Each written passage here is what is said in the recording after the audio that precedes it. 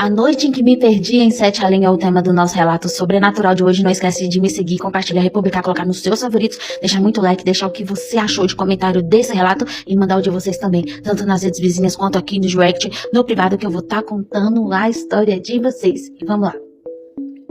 Vamos chamar aqui a quem nos conta o relato de Renata, e ela nos conta em detalhes assim. Era uma sexta-feira à noite, por volta das 10, quando saí do trabalho exausta. Era época de pandemia, Goiânia estava quase parada, Uber impossível, táxi nenhum. Só restavam os últimos ônibus circulando por rotas limitadas, com poucas empresas funcionando.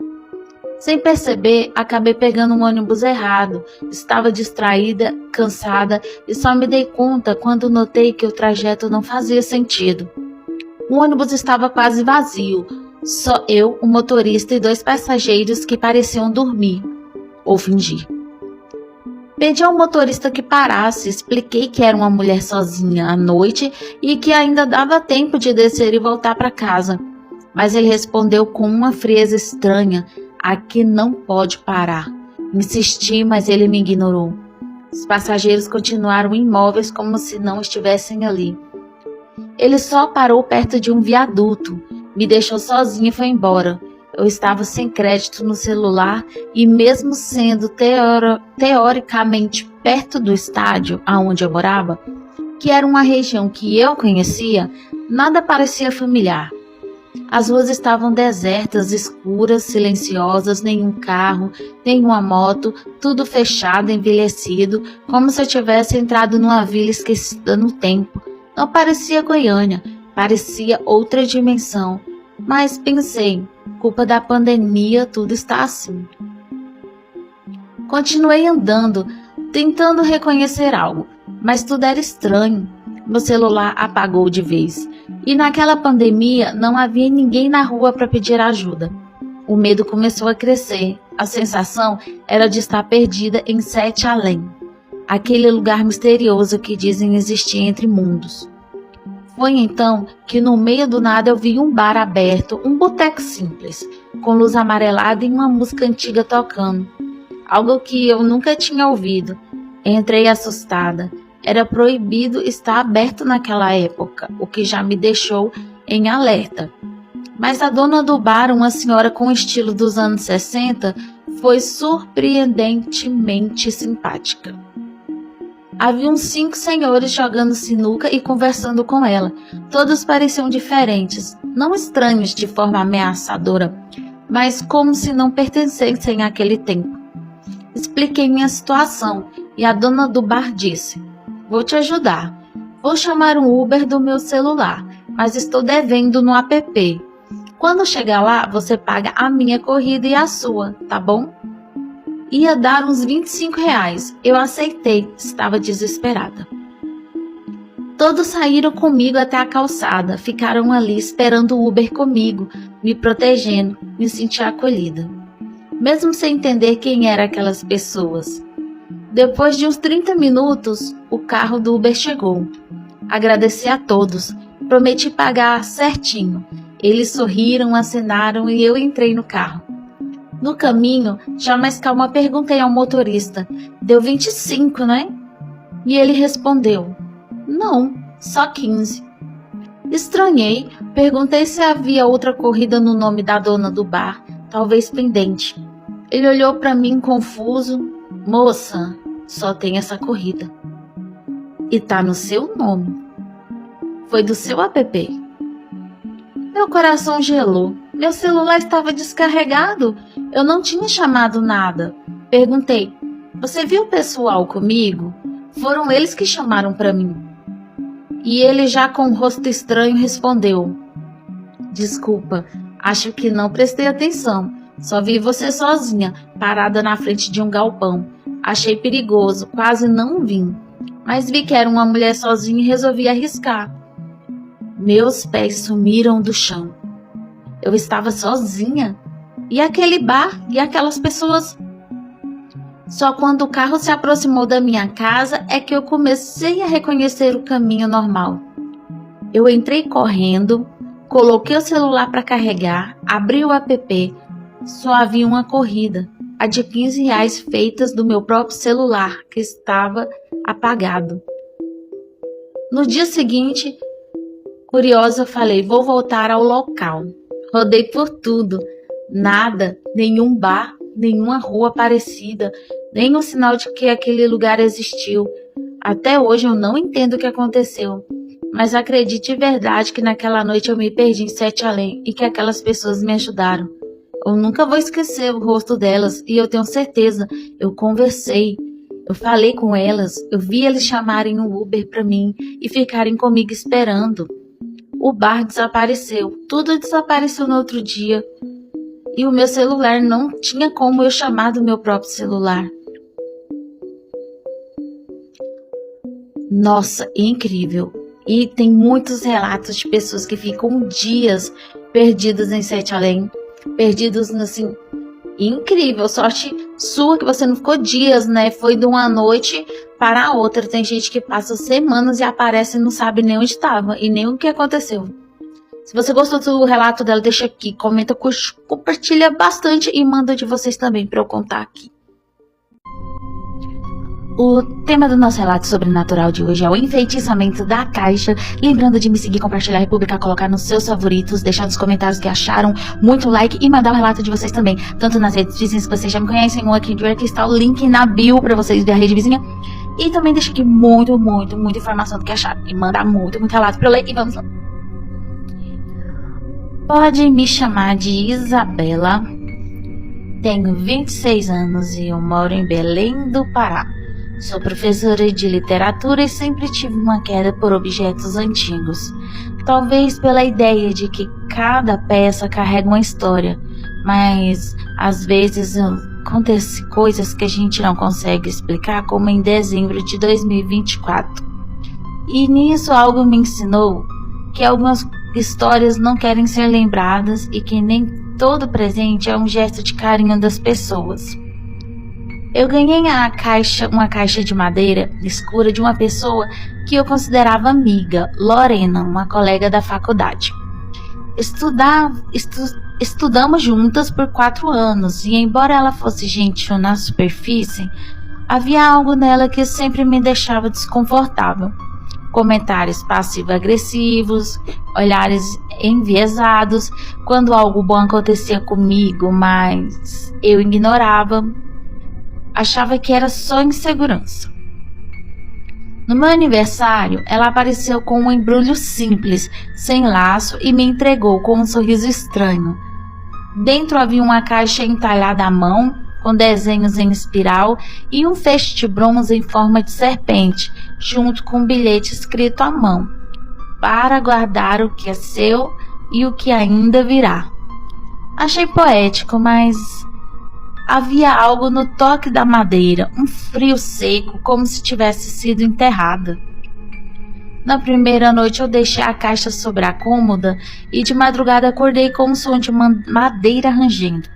A caixa estava aberta e eu tinha certeza de que a fechei.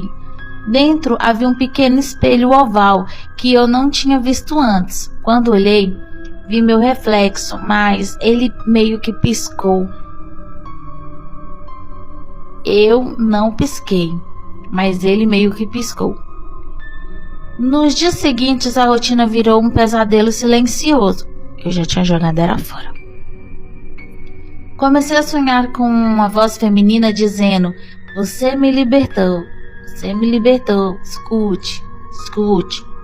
Meu corpo começou a falhar, insônia, dores de cabeça, náuseas inexplicáveis, exames normais, médicos confusos, ninguém entendia nada. E Lorena desapareceu, não atendia minhas ligações, não respondia mensagens, sumiu das redes sociais. Procurei ajuda no centro espírita, não vou dizer o nome, no bairro Marco. Lá, uma médium chamada Dona Celina segurou a caixa e imediatamente empalideceu. Gente, eu tenho um problema com essa palavra, empalideceu. A pessoa ficou branca. Isso foi selado há mais há mais de séculos e é um presente feitiçado, um objeto de ligação. Alguém foi preso aqui e você abriu a porta.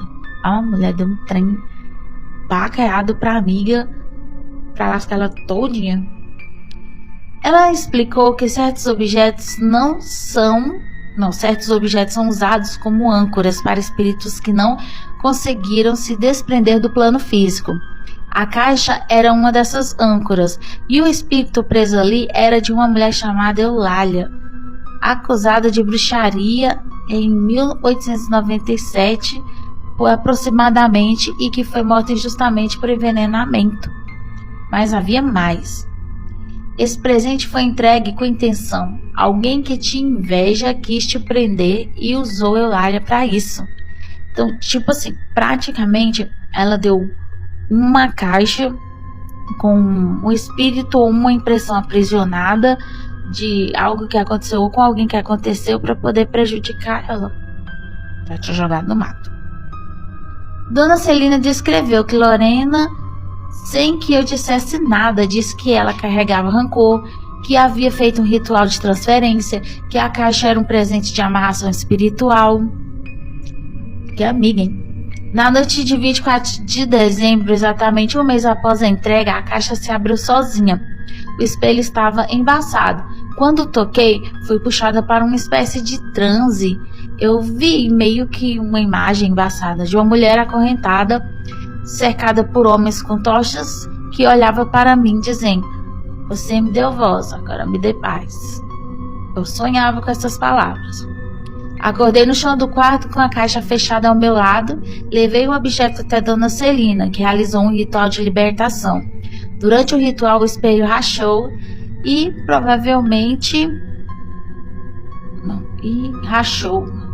E Eulália provavelmente apareceu uma última vez, sorrindo, e desapareceu no reflexo. Acho que ela meio que viu. A Eulália apareceu num reflexo rápido, sorrindo, e desapareceu novamente. Hoje a caixa está enterrada em um terreno consagrado. Nunca mais tive visões, mas aprendi que objetos carregam mais do que matéria, carregam energia, dor e intenções ocultas, e que a inveja, quando disfarçada de afeto, pode ser o feitiço mais perigoso de todos. E se um dia alguém der, você tem que ficar esperto. Mas ainda tem a questão: depois do ritual de libertação, quando finalmente consegui dormir sem sentir presença, comecei a juntar as peças. Lorena não era apenas uma amiga distante. Ela era alguém que me observava em silêncio há anos. Sempre que eu conquistava algo, ela se afastava. Quando eu sofria, ela se aproximava. Conversando com a Dona Celina, entendi que a inveja dela não era só por aparência ou sucesso, era espiritual. Segundamente, Lorena carregava uma mediunidade reprimida, bloqueada desde a infância por medo e rejeição familiar. Ela via em mim tudo o que não conseguia acessar: leveza, intuição, equilíbrio, e isso a consumia. Ela não queria, dizendo a senhora, respondeu a ela, ela não queria te destruir, Isabela. Ela queria te calar, queria que você sentisse o peso que ela carregava todos os dias. Então o presente foi um ritual de transferência. A caixa selada com energia ancestral carregava o espírito ruim, uma mulher injustiçada e silenciada. Lorena usou esse vínculo para tentar me prender, mas por maldade pura. Mas não por maldade pura absolutamente, mas por desespero. Ela acreditava que se eu perdesse minha luz, ela poderia recuperar a dela. E a Dona Celina me explicou também sobre o desaparecimento dela, que ao entregar o objeto e ativar o vínculo, Lorena também se expôs, e a energia de Eulália também começou a se manifestar e a ofender ela. Pessoas próximas relataram que Lorena teve surtos, falava sozinha, dizia que a mulher da caixa estava dentro dela, e por pouco tempo depois ela foi internada em uma clínica espiritual no interior do Pará, onde permanecia em tratamento até hoje. Hoje a caixa está enterrada em um terreno consagrado. Nunca mais tive visões, mas aprendi que objetos carregam mais do que matéria, carregam intenções, dores e às vezes desejos que não são nossos. E que a inveja, quando misturada com espiritualidade mal conduzida, pode se tornar uma forma perigosa, porque o que Lorena me deu não foi um presente, foi um pedido de socorro disfarçado de maldição. Cuidado com o recebe dos tal dos amigos, nem sempre todo mundo é seu amigo, sempre falamos isso aqui, que amiga é da onça, né? Deixe aqui no comentário o que vocês acharam desse relato, mande o relato de vocês também, deixe muito like, muito comentário, para ajudar a gente a crescer nesse canal e manda de vocês.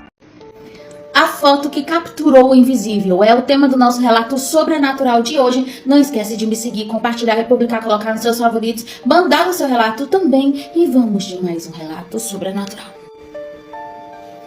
Oi, eu nunca imaginei, mas eu vou contar publicamente esse relato hoje. Talvez alguém não acredite, mas é um risco que vou correr. Sou fotógrafa amadora. E o que aconteceu comigo em outubro de 2019, eu ainda me lembro e ainda me tiro o sono. Eu fui até uma fazenda abandonada perto de Pirenópolis, chamada... Eu não vou dizer o nome da fazenda, ok? O nome já é estranho, né? Mas eu fui lá por causa de um projeto de arquitetura rural e eu queria capturar o estilo das construções antigas. Só isso. Cheguei por volta das 4 da tarde e o lugar era completamente isolado, silêncio total, só o som dos meus passos e do vento. Entrei nos cômodos, fotografei janelas quebradas, móveis cobertos de poeira, até que entrei no quarto principal. Foi aí que tudo mudou. O ar ficou gelado de repente. Eu juro, parecia que alguém tinha ligado um ar-condicionado invisível. Eu senti um arrepio na espinha, mas continuei. Posicionei o tripé, ajustei o foco e tirei 3 fotos em sequência.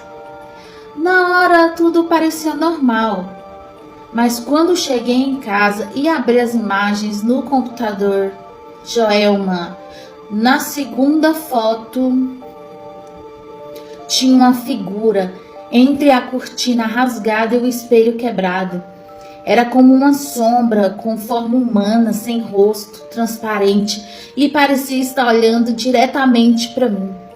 Eu congelei, ampliei a imagem e vi marcas nas mãos da figura, como queimaduras. Eu não mexi em nada digitalmente, juro. Mandei para um grupo de investigadores paranormais. Eles foram até lá e gravaram áudios com vozes sussurrando. Não era para ver. Ela voltou. Depois disso, eu comecei a pesquisar. Descobri que em 1947, uma mulher chamada Beatriz, esposa do dono da fazenda, desapareceu. Diziam que ela falava com pessoas invisíveis e a última foto dela foi tirada em frente ao mesmo espelho. Desde então eu não consigo mais fotografar em lugares fechados. A imagem viralizou, mas eu nunca publiquei a original. E sabe o que mais estranho? Às vezes quando olho para ela, parece que a figura está mais nítida, como se estivesse se revelando aos poucos. Se vocês acreditam ou não, isso é com vocês.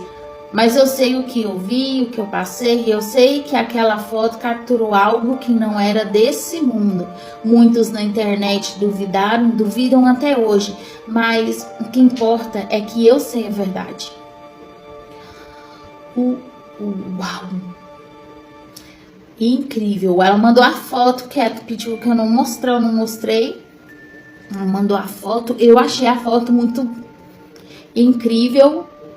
Entendeu? Eu achei a foto bem realista, mas aí diz que vocês, o que vocês acham? Deixa aqui no comentário nos relatos. Dá muito like, muito me ajuda aí pra gente continuar mandando e ganhando e recebendo likes. E deixa muito comentário, que os comentários ajudam também a subir o vídeo pra a gente trazer mais conteúdo pra vocês.